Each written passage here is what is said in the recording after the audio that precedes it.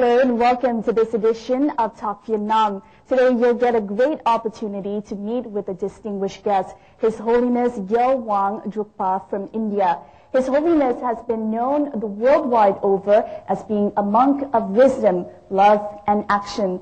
Now, this is the fourth time Vietnam has had the great honor to welcome His Holiness to the country after previous visits in 2007, 2008, and then 2010.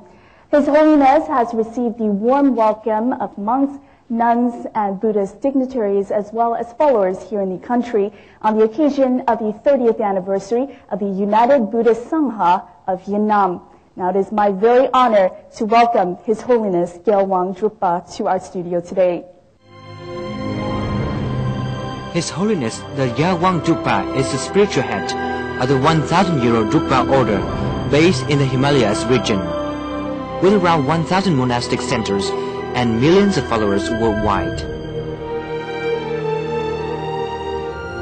His Holiness' mission is to promote universal harmony and inner peace by integrating the spiritual tenets of love and appreciation into daily life.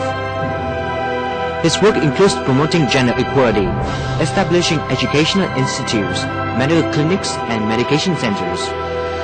The Gyalwang Drukpa is also dedicated to preserving heritage, tradition, and cultural treasures of the Himalayas. He has been praised for a range of initiatives on environmental protection. His Holiness was given the United Nations Award for Millennium Development Goals in 2010 in recognition of his efforts in making the world greener and cleaner.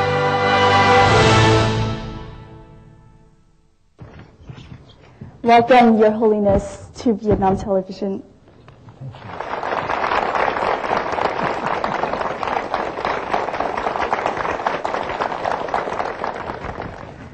Thank you very much. It is our great honor once again to welcome you here at Talk Viet Nam, to welcome you to our country and to Vietnam Television in particular. Sir, may I ask you, Your Holiness, what is the lucky karmic that brought you to Vietnam today? So the relationship between the Vietnamese and the Vietnamese followers, and also to me and to my followers. I think there is such a great karma that we have accumulated already quite a lot, long time ago, I think, and lives that we went through. We as a Buddhist, we believe the previous life and then also, the past and present and future lives. So we certainly have created a great karma, but I think not only that, I think I can feel in this life also that special connection that we have built between the Vietnamese people, Vietnam country, even the government and all these firms in here, and myself. And then, of course, through myself, of course, being interested in Vietnam and the Vietnamese followers, of course, my followers also, they really spontaneously, they have a very great connection with that, so I'm very happy about it. And we are very honored that there is this connection between the Drukpa lineage and Vietnam, and it's getting closer and greater by the day. And now, before we talk more about that connection, let us talk about the Drukpa lineage. Can you tell us briefly about your life and the connection to the Drukpa lineage? Actually, the Pandit, or a great learned and scholar and great yogi as well, known as Naropa. It's a great yogi, Naropa, a very great saint who came in India and who was managed to really bestow a lot of blessings and teachings across the world. So, of course, he sort of taught kind of a unique teaching for the rest of the world, and also for the benefit of all sentient beings. And ever since then, our lineage was really sort of starting to flourish, and also starting to be recognized by the people of the world. But especially 800 years ago, That was 1,000 years ago, you know.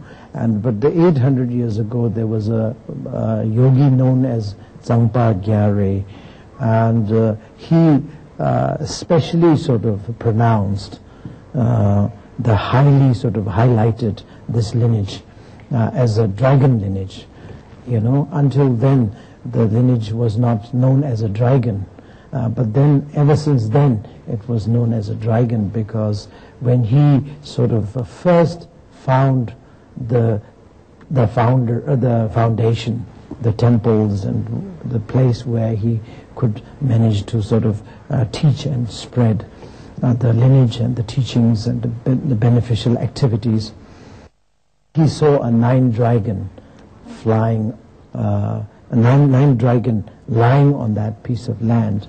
And then, of course, when they came to sort of inaugurate the land, that time the dragon flew in the sky and thundered several times. Of course, people say sometimes 9 times, but I don't know specific kind of a number. It was sort of the symbol. Yes. So the symbol is, of course, the love and the activities of love, because we believe that the dragon symbolizes the love, symbolizes the prosperity, and symbolizes the peace. So this is what we say and we believe. I guess it is because of that he saw 9 dragons lying down on that piece of land, which is very rare actually. Exactly. So ever since then the lineage was known as a dragon. As I understand, the concept of love and wisdom prevail very much in your talks and your activities. What is your definition of love? My definition of love is activities. I say when compassion activates into our daily life, that is love. If you don't activate the compassion mainly it is theoretical practices. It's just a theoretical, very much so. Exactly. So when you manage to cultivate the sense of compassion and all these things, once you really cultivate very nicely, then it comes in action, not only just a cultivation, but the action. When it comes to an action, means like interact with the people, with the beings, and with the nature, and help to sort of get rid of all the problems. That is the time that I call it is love. Exactly. So it is not just enough to keep love in your heart or your mind, but you must cultivate on that love so that hence you have wisdom, love, and action. That's it. So what about wisdom, Your Holiness? Wisdom, to my understanding, is just a greater version of understanding, actually. It is an understanding like I understand that I have a water in my glass. That is my understanding. That is the smaller version of wisdom. But of course, when it comes to a greater version of understanding, it is a wisdom. I call it a greater version of wisdom. I mean, greater version of understanding is the wisdom, actually. Wisdom is a kind of a terminology, kind of a special terminology that is designed for a greater version of understanding. Yes. So a big part of your activity, sir, is making sure that love and wisdom is cultivated into action. That's it. Let's talk about those actions. We know that one of the main activities that you promote, or you very much promote gender equality, and you have built many nunneries throughout Asia. Could you tell us more about this? Why is gender equality center to your activities? As you know, of course, the activities, when you talk about putting love into an action, there are many versions and many sort of aspects that you have to look into. There are heaps of it, many thousands of it. But of course I have to choose, very limited kind of, 4 or 5, because my life is too short. So I was choosing those, several of these. I say it's a kind of a 5 to 6, I don't remember exactly, but, and under an umbrella called Live to Love. That is an activities that I call it like that. It's just a name. But of course it comes in a kind of a different actions, different aspects of actions. So one of these important action or to be fulfilled, wishes to be fulfilled, is of course gender equality. But that is not the one. But then main thing is the education. Yes. That is what you can call it wisdom. Yes. Yeah. The wisdom needs to be created by wisdom, the development of education. The education. That's it. If you don't have an education, then of course the smaller version of wisdom is always there, because I know water is in my glass. There is a flower. There's you and me talking here. All wisdom, of course, but a very small, very sort of like a small scale. So we need to develop that kind of a skill that we have, need to be greater. So in order to do that, the education is most important. For example, gender equality is very much depends on the education. Because of lack of education, because of the women's quality, women's great quality that women has, actually, potentially. But because of the lack of education, we don't respect the woman.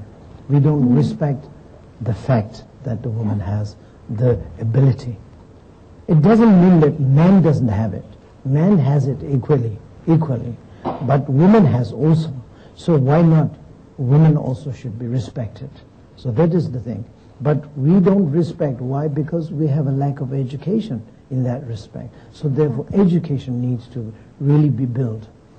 Talking about education within the field of gender equality, I understand that you have brought Vietnamese martial arts back to nunneries in Nepal to teach to the Buddhist nuns there.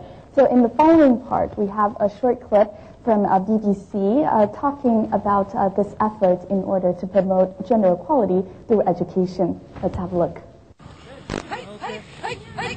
Kung Fu is rare here in Ladakh, high in the Indian Himalayas.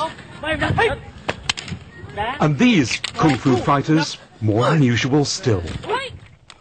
Not Buddhist monks, but nuns. Kung Fu helps us concentrate when we meditate.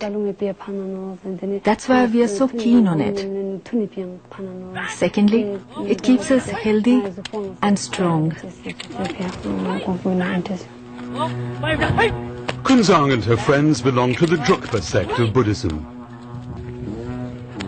Nuns have been forbidden from performing Kung Fu for centuries. But 2 years ago, the Drukpa's leader lifted the ban. The nuns, they have to have a little bit of, defense, to protect themselves from the attack from the rest of the world. Now the nuns had the chance of a new breakthrough. The dragon dance evokes the very origins of the Drukpa lineage. Dragons can be made up of 50 dancers. Even with 10, coordinating's tough. The most difficult step is to run along with the dragon. Since the dragon dance requires 10 people to move it, it becomes very difficult because all the 10 people have to move together at the same time.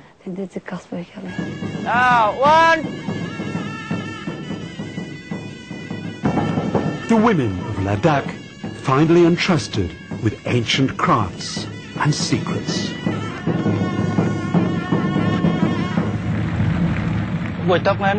In today's dance, the nuns were doing very well. They have been really trying very hard.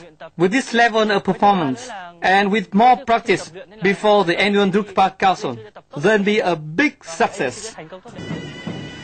Buddhism has an image of being purely spiritual.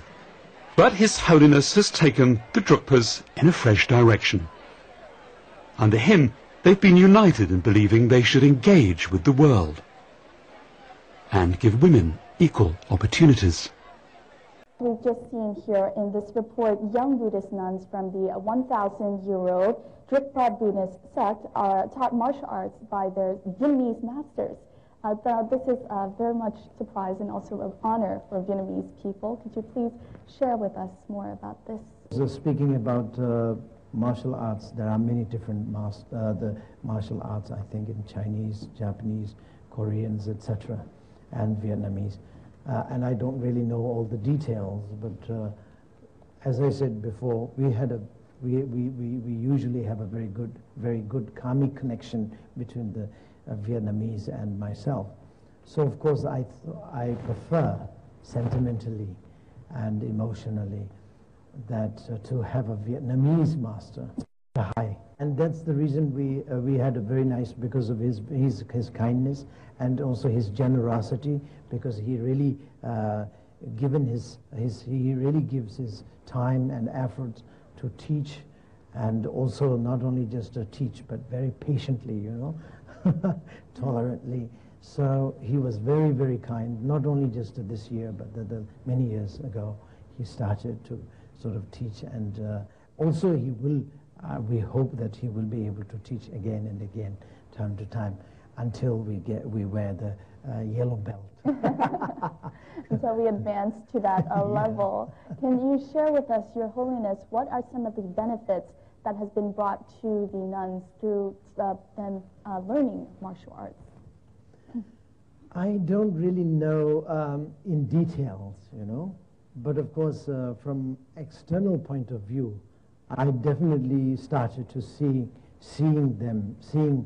the confidence in them, very much so, because until then I didn't really see that much of confidence in the nuns, and anyway the women practitioners. As usual, we have been suppressing them quite a long time, let's say many hundreds of years. We have not been respecting them, that they have a quality, what do you call that, quality to sort of like come out and do such things. And so therefore we have been suppressing, so they have been suppressing themselves too, not only we, but they themselves, culturally as well as of course everything. So this is the reason why they don't really have a confidence in doing anything, not only martial arts, but they don't do anything except washing and doing domestic. Very reserved. That's it, very domestic things, but they can't really come out because they are not respected. But now, because of my activities and Live to Love and my sort of view, my view is to really be educating the whole world that there is a possibility, not only just in general, but in the women also. We have a very big potential that they can come out and serve the beings.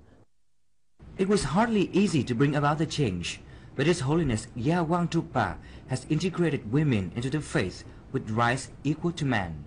Drukpa nuns are all more delighted about the benefits they can enjoy. We do every morning 3 o'clock, 3 o'clock to 5 o'clock, 2 hours every morning we practicing Kung Fu. It is very useful for our soul. And it is very useful for practice and meditation also. And I think we can do help to all the sentient beings and all the girls, women, and ladies who think that ladies cannot do anything. Some people think that ladies should stay behind of the men, no? So I think I can do leader of all women by the practice of Kung Fu. Yeah, we feel very confident. Yeah, so we can now just we have started. If we can wear it perfectly, so we can protect ourselves and all sentient beings also.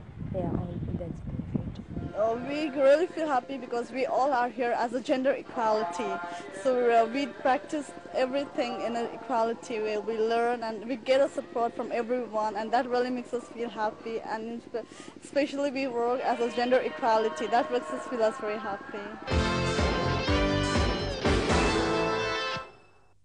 Now, as the spiritual leader of the Drukpa lineage, His Holiness Gyalwang Drukpa has organized many of the enlightenment activities. Among those, mostly are activities concerning environmental protection, as His Holiness has mentioned early before.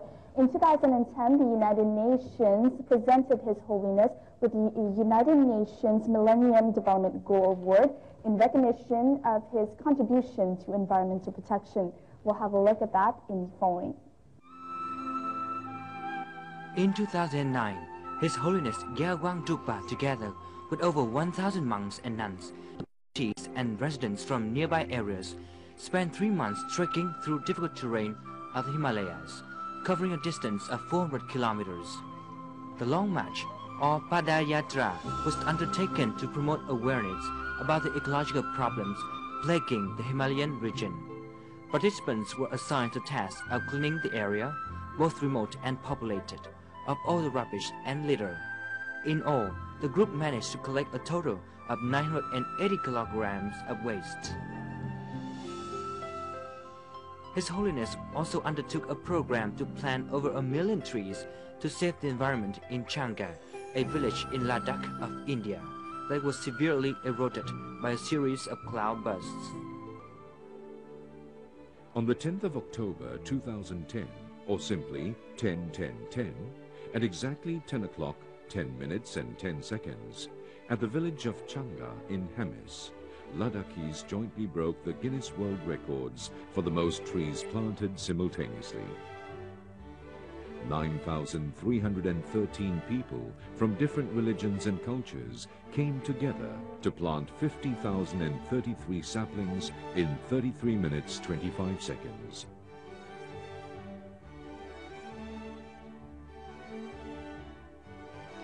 I'm lost for words at your achievement today.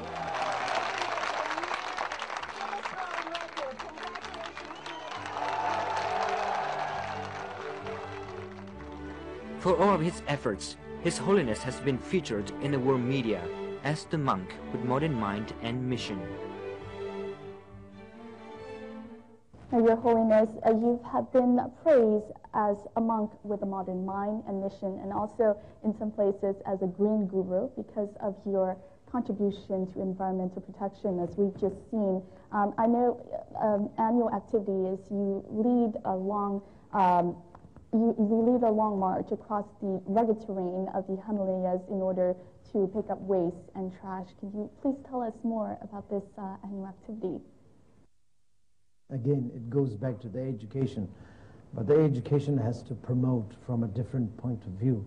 It's not only just going to school and read books and learn from the blackboard. The education that I am trying to do is, of course, we have to inspire people. We have to give them understanding, wisdom, as you said. The fact that we have the possibility, we have the potential. So that why not we do some contribution to the world. In a way, life is very long, but in another way, it's not very long, very short. You know? Exactly. So that the period that you are in this world, you might as well contribute something wonderful, which you can. You know, you have a great potential, so why not? So please do it. You know, this is what I always think, and it's possible also. So therefore, for example, what you said is like collecting trash and all these things, and walking pilgrimage and all these things across a lot of mountains and valley, and with over 700 people, and had lots of difficulties. Almost like we are facing with a life. We were definitely, but we were very happy. We all, not only me, but all of us. We were very happy to be able to do that, so that even though we cannot do that much by ourselves, but we can promote an example so that the people will follow, or people will at least understand and raise their wisdom. And then the wisdom will lead the compassion and love and activities to help beings practically, not only just a meditative and theoretical. Exactly. So these are very small actions but meaningful in each of everyone's life. And I believe, as you said, Your Holiness, education promotes action, and again, action is education. That's it. Exactly. That's it. It's a really, yes, you said it correctly. It's a whole cycle. It's a whole cycle, yes, right. To promote all of those three ideas. Now, other than promoting the concept of a cleaner and greener world and promoting action in order to promote a cleaner and greener world, what other messages do you wish people here in this world to obtain? To live with great love. That's all I would say in a very short sort of form, or the abbreviation I would say is live with love. So I'm putting it into a live to love, but it is live with love. Because if I may elaborate a little bit, what really it means is that we have to live anyway. This is what I said. We have to live. We cannot escape the reality. The reality is living in this world, no matter what sort of level, what sort of quality, what sort of work that you may be doing, what sort of family that you want to have or you have already, but you live in this world. So that period from, for example, 2000 so and so and dash, and then Exactly. That's what you often see. That's what you often see in the graveyard. Yes. So 2000 so and so, or the 19 something dash, and the 2000 what?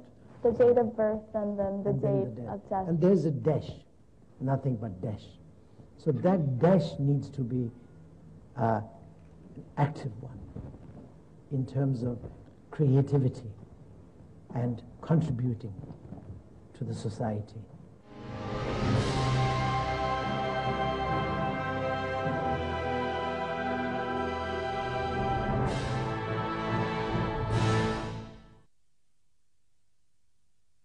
Coming to Vietnam this time, you have a schedule full of collective talks, initiations, as well as rituals to pray for peace and prosperity. Could you please brief us a little bit on these activities, Your Holiness? Actually, Vietnamese, as you know, that Vietnamese are very, very, very religious-minded, which is very good. Even though people know that I'm not very fond of religion, I'm fond of cultivating the education and try to promote their understanding and wisdom so that they will act, not only just a wish and pray. Of course, praying is very, very important because praying is an aspiration.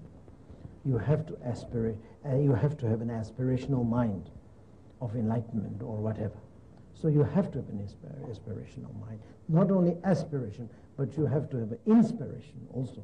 Exactly. You have to be inspired so that you will be able to sort of then get into the practice. Yes. So of course, inspiration or aspiration, both are very much needed. So there's no doubt about it.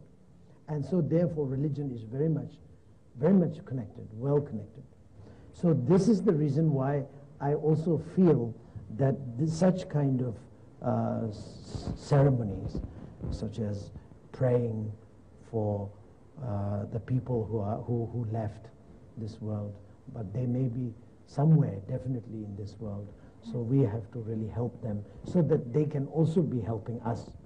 So we are like a giving and taking, So it's not a one-way traffic anyway, Exactly. The traffic is always comes back. So we have to think about that. So in order to have a peaceful prosperity and also the a harmonious living for all of us who are remaining in this world or this country. But most important thing you have to understand, to remember, is really to raise their education. It is very important so that the life quality will be deeply transformed. Yes. Yes, Your Holiness, so these dharmas and talks and also rituals and ceremonies are part of a spiritual base in order to also promote people to take action, and also a way for them to stay away from the daily stresses of daily life, which we'll talk about later on. In the next part, a BTV correspondent had the very honor of joining into one of these Dharma talks and ceremonies, and we'll get to see in detail in the following part. In his fourth visit to Vietnam, His Holiness Gyalwang Drukpa also visited Phu My Pagoda of Tichen complex, considered by many an indispensable part of any visit to Vietnam. Thousands of followers came along to attend initiations, one of the most sacred mountains in Vietnam. Some travel from thousands of miles away in search of what they call the ultimate happiness. In the Drukpa lineage, Holiness promotes all the time the happiness in the sense of appreciating the life and exchange with the nature and each other, and just enjoy as it is, I guess, and be acting in that sense, if possible, to help others too, if it's possible. I think that is the source of happiness, if I understood well. Khi mình có ý niệm muốn giúp đỡ ai thì trước tiên là mình có cái ý niệm trước, và sau đó cái ý niệm đó nó rất là mạnh mẽ và nó làm cho thành hành động để mà mình giúp đỡ, là trước hết là cho cái bản thân mình và sau đó là cho gia đình rồi cho xã hội.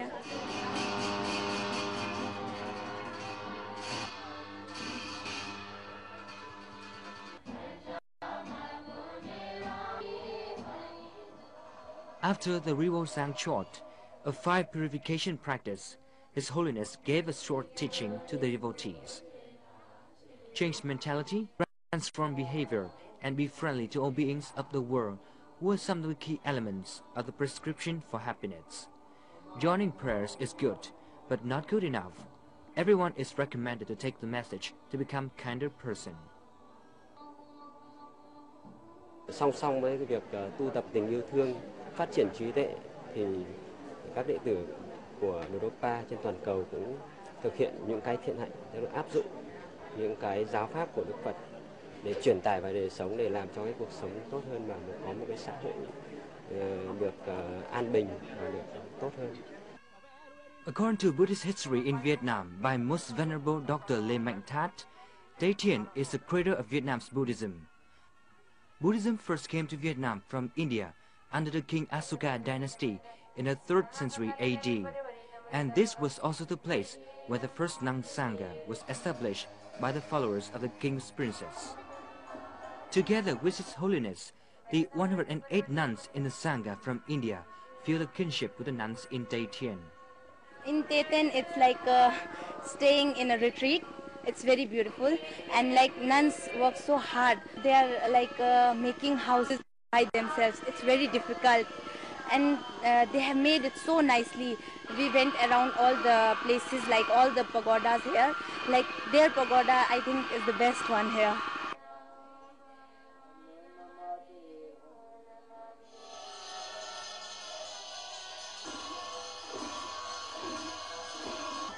Mỗi lần Ngài đến đây thì Ngài truyền cảm hứng, truyền năng lực để cho các sư thêm cái sức tinh tiến tu hành, để có thể trau dồi cái giới hạnh, và có thể sau này đem những cái thông điệp về tình yêu thương và sự hiểu biết để chia sẻ đối với tất cả mọi người. A lot of practitioners joining the ceremony today have learned an important lesson. The practice of religion only takes effect if we apply the teaching into the daily life to liberate oneself from their own sufferings.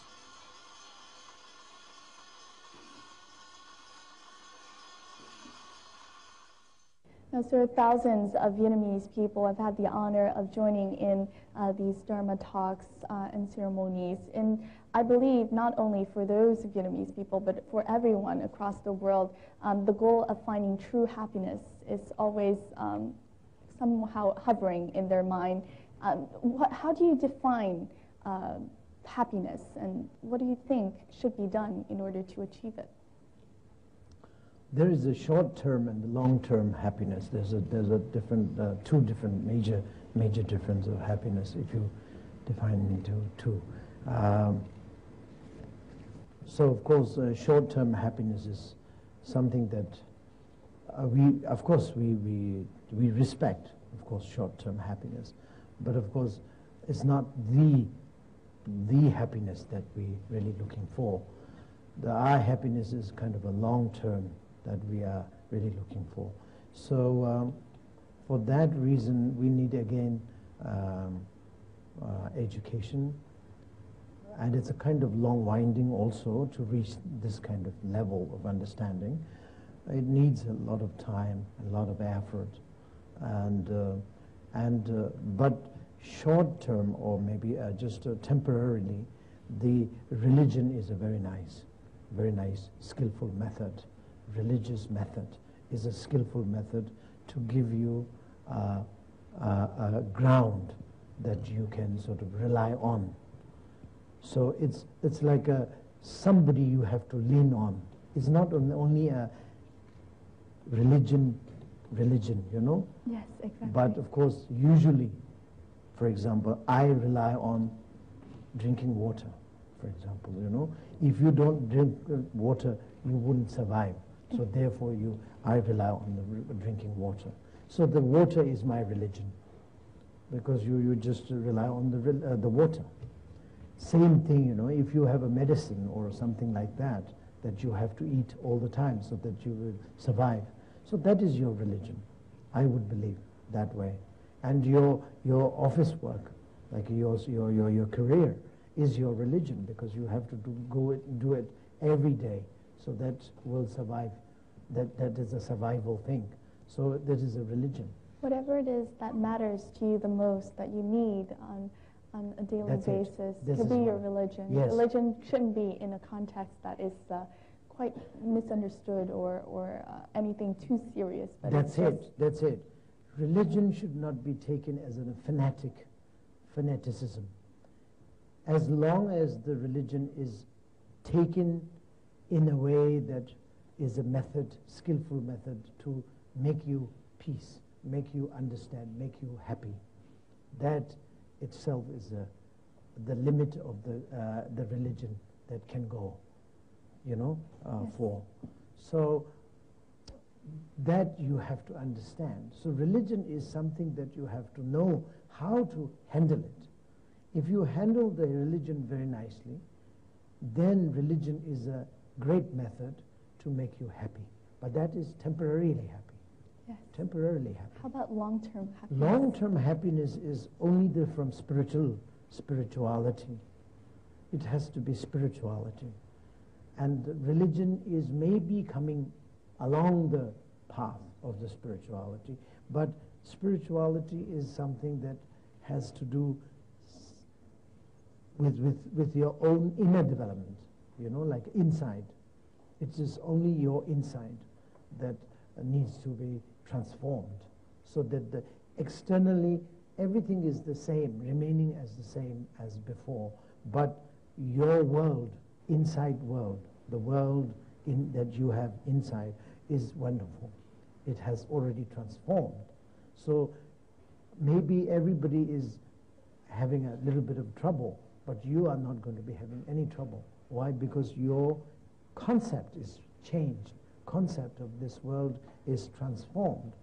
For example, you will not get angry. You will get less angry because of the development of spirituality. Even though some people or some beings or something is going very much against you, but you will not care that much, because you have developed the spirituality within yourself.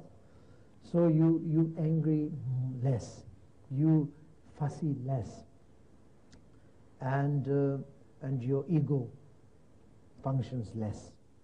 So therefore your individual life is permanently happy, no matter whatever the condition happens.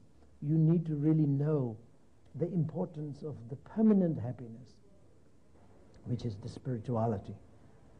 That is, of course, comes back to the wisdom and love, compassion, and action. Now, Your Holiness, many of the followers, I believe, here present in this room, and people who know you worldwide over, are very admirative of you for the bright smile you always carry on your face, like right now. And it's very inspirational to people around the world. How do you do it? That's maybe a karma. Maybe karma. I don't do it, you know. Anything that you do fabricatedly, you know, if you purposely you do something, I think that doesn't work that well. Yes. But it is spontaneous and something that maybe I am carrying from 1,000 years ago up until now. The lineage was 1,000 year old, so I think I'm carrying that sort of a capability, I don't know, whatever. That positive maybe energy. it is there, I don't know. Very optimistic. I have no idea what to say about that. But of course, many people say that. I appreciate that, the fact that they are recognizing it, and also they're giving me a lot of credit for that. So I'm very happy about it. But I don't really have words to say about that. It's a source of inspiration for many people, I must say. I'm sure everyone is very curious have you ever experienced moments where you've been wavered or disappointed? Oh yeah, quite a bit, quite a lot. How do you get through those? You know, when people don't get the message. But this is also not the people's fault, it's my fault. Actually, I shouldn't have that much of expectation. But I have a very great expectation from some people, few like my own close student. I have a great expectation that they will kind of be a flagship, you know, and they will be the best in the world. But then when they act not as well as what I wish them to be, then it's a very disappointing. But that is my fault, not their fault. You know, I shouldn't be expecting that much. I should be really like a force. I should be like a, how do you say, keep the relationship very smoothly, and let them to follow what they can do. They will have their own rhythm. So I should be happy what they are offering. But sometimes, you know, because of my expectation getting too high. And I think for any teacher, one who are giving teachings, a big part is having these expectations, because you always want to improve your teachings, and you always want to improve the quality of what your students will receive and what your students will take action. So that's true. It's part of the whole process. Yeah, it's chicken and eggs. Exactly. You don't know which one went first. Which one comes first. For many years, His Holiness Gyalwang Drukpa has spared no effort to put thinking into practice. Unconventional in more ways than one, he doesn't merely preach. The thoroughly modern monk also blogs on his own website, and it may not long before he starts tutoring as well. On his website at www.drukpa.org, His Holiness has published many posts to share with readers his ideas for achieving the ultimate happiness. And in a post he published nearly a week after visiting Vietnam, His Holiness expressed his heartfelt emotion to the warm welcome of the Vietnamese people and his belief that happiness stems from harmony and understanding. His Holiness has also published many books instrumental in spreading key message of live to love, or as he said, anything done with genuine thought of selflessness will always make you happy and will also be an accumulation of positive karma. Among a collection of books His Holiness released on the occasion of the 4th visit to Vietnam, Walking an Uncommon Path is highly recommended for anyone who's seeking the answer for true happiness.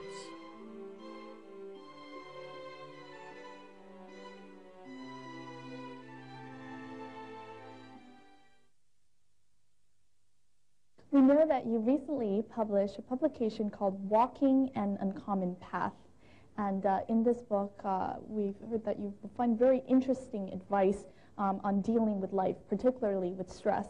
We talked about this early on. Could you share with us, I mean, stress is such a big part of people living day-to-day life. How do you deal with stress? Again, it goes back to the expectation. It's like myself. When I have an expectation on somebody else, and he or she is not really fulfilling that expectation as much as I want, then I definitely have a great stress. I mean, the great sort of disappointment, and the disappointment becomes stressful. You know, it just comes in one family, I think. So it's a stress comes from that kind of expectation. I always say that expectation should be there, but should not be phonetically there. It's the same thing. Religion should be practiced, but should not be phonetically. So same thing, that the expectation definitely should be there. You have to be expecting to get a job. You have to be expecting to get a better life, better family, better wife, better husbands, and all these things. And I don't know, whatever. I mean, you have to expect, but not phonetically. You have to give a nature also to have a bit of power, you know, to go its own way. Yes. You can't really think that 100% you have to control everything. So expectation is really the cause of the stress. So I think what I would say for the people who are really stressed, they don't have to change their lifestyle, but they have to change the inside. The expectation should really minimized, so that the very life that they are in, they don't have to change. The life will change by itself, automatically, the color of it. Particularly, if you change your inside, then your rhythm outside will work with whatever it is we'll that's go inside. Accordingly. Yes, you're right. So that there's no stress anymore.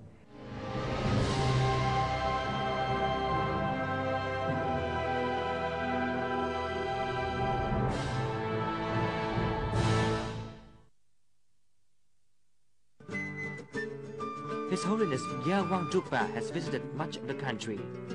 One of his favorite destinations is Hạ Long Bay, where His Holiness was captivated by its beauty and mythology.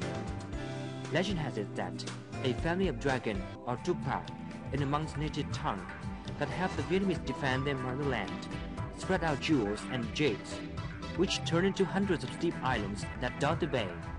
Later, the mother dragon and her children decided to reside here, giving it the name Hạ Long, or the Bay of Descending Dragon.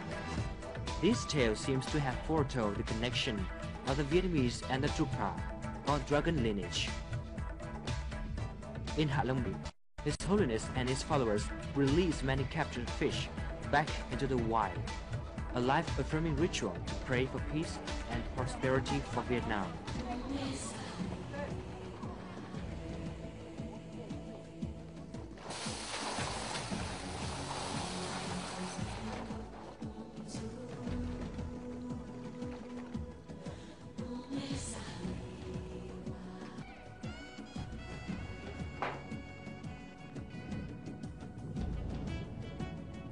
Now we know that through your actions here, why you are known as the Guru of Action. Now, while the whole world has been voting and supporting Vietnam with the Hạ Long Bay, as it is in this race to become one of the world's 7 natural wonders, you've come to Hạ Long Bay in order for a fish releasing ceremony. Could you please tell us about this ceremony? First of all, to my understanding, the Hạ Long Bay is a very much historical place, and it is known as like a place where dragon risen or something like that. Yes, the name. The name. The name means the dragon has landed. So in the terrain, it looks like dragons have landed onto the water. Oh, something like that. Yes. It was very inspiring.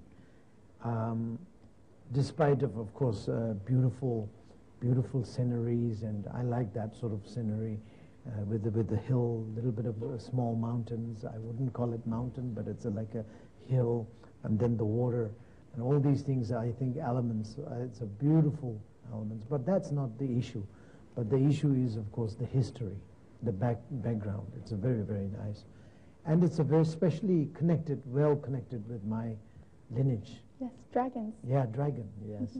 And also Hanoi, the old name of Hanoi is Thăng Long, which means Thăng Long. Rising dragon. Rising dragon, so yes. Perhaps there's a karmic connection that you come to Thăng Long, the rising dragon, and then you've come to Hat Long, which is the dragon who has descended onto the land. That's it. And you're from the Drukpa lineage, yes, which right. is the dragon lineage. Comes and the dragon lands. Exactly. Yeah, right. So maybe it's really, I'm not fanatic about these things, you know. Okay, again, I don't really have any sort of expectation or fanaticism about this.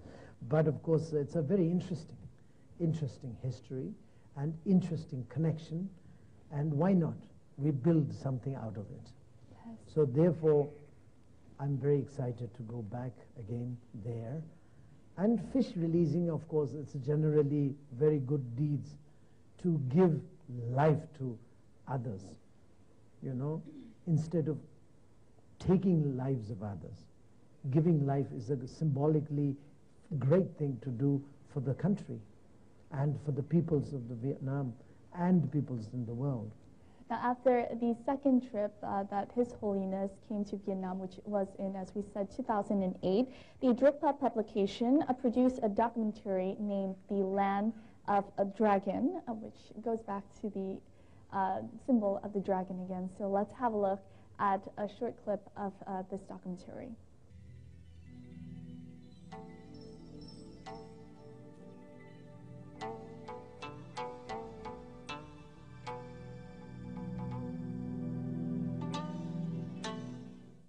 Since time immemorial, the dragon has been the most recognized symbol of monarchy and kingship in Asia. In Vietnam, celestial dragons play a very important role in the history, myths and legends. According to ancient myth, Vietnamese are direct descendants of the dragon emperor Lac Long Quan and the mountain fairy Ao Co. Their eldest son, Emperor Hong Vuong, established the Hong Bang dynasty, which ruled Vietnam from 2880 BCE to 258 BCE. Later, in 10,010 CE, Emperor Li Tai To picked the place Thăng Long, which means ascending dragon, situated within present-day Hanoi as the capital of Vietnam, after a vision of a golden dragon ascending from the Red River. So the Land of the Dragon was produced by Drukpa publication. Could you please share with us more in details what this this documentary was about? Basically, we using words of dragon, name of the dragon, but we really basically we want to introduce how important compassion to be practiced along the path of the day-to-day life. No matter what sort of life you have, doesn't matter. You may be having a very high sort of profile life, or maybe a low profile life, or maybe a very poor. Doesn't matter, life is life. It's a precious thing, and it needs to be appreciated. So appreciation, what I'm talking about, is compassion. Itself is a compassion, and symbolizes by the dragon, and symbolizes by the lineage of ourselves. And this is the lineage, means the lineage of what? Lineage of practice, lineage of appreciation, lineage of activities. Let's go back now to your connection with Vietnam, the connection between the Drukpa lineage and Vietnam. As we said from the beginning, and there's a karmic connection. There's a reason why you're back here, Your Holiness, the fourth time, and it just expresses the sentiments that you have for our land and our people, and it is a great honor, again, for Vietnam to have that honor. What would you say to people the world over watching, looking to come to Vietnam or is curious about Vietnam? Let me say something that what I feel about the Vietnam and the Vietnamese. As you know, that I have been visiting many places, yes, from 17 years old till today. But I have a special connection or special feeling that is developed between the Vietnamese and myself. It's not only Buddhist way of saying, you know, like a karmic relationship. But it's not only that. I think the effort, the structure, also is in a way that gives me a lot of rooms to talk, lots of rooms to sort of express my own sort of things, because it's a very much like a welcomed. It is very much open. The door is not need to be opened by myself. It is the people of the Vietnam that is already opened from the airport. You know, the people just comes and you know, the way that they welcome, the way they have a heart towards my presence and also my lineage and the practice. I think it is a very unique, and not only the people but the government also over here. I would say that, you know, the Vietnamese, I think the people are very lucky to have very liberty kind of, you know, leader or whatever you may say. The government also is a very sort of like a opening and letting us to sort of like a click each other and work on the activities of Live to Love, for example. And this is very much the gift, I would say, for the people. And I hope that the other countries and the other nations also will copy, will have a same kind of openness, so that, you know, let the people of their own country to really appreciate what really the spirituality can give, can offer to them, to the people of the country. And when people of the country starts to improve their inside or their way of life, the country obviously will benefit. Will benefit, no doubt. If you want the country to be successful, to be a happy country, to be prosperity and all these things, first individual needs to be improved. Exactly. If they improved in their own understanding and on their wisdom, then the whole world collectively, the whole world and the whole country will be benefited. Thank you very much, Your Holiness, for coming here to our studio to Talk Viet Nam. It is a great honor for Vietnam Television and Vietnam to welcome you here to our country. And I wish you, on behalf of Vietnam Television, on behalf of the people here, the very best of health, first and foremost, and the best of success in all of your endeavors and your efforts in improving people and making the world a better place. Thank you. Thank you very much. Thank you very much.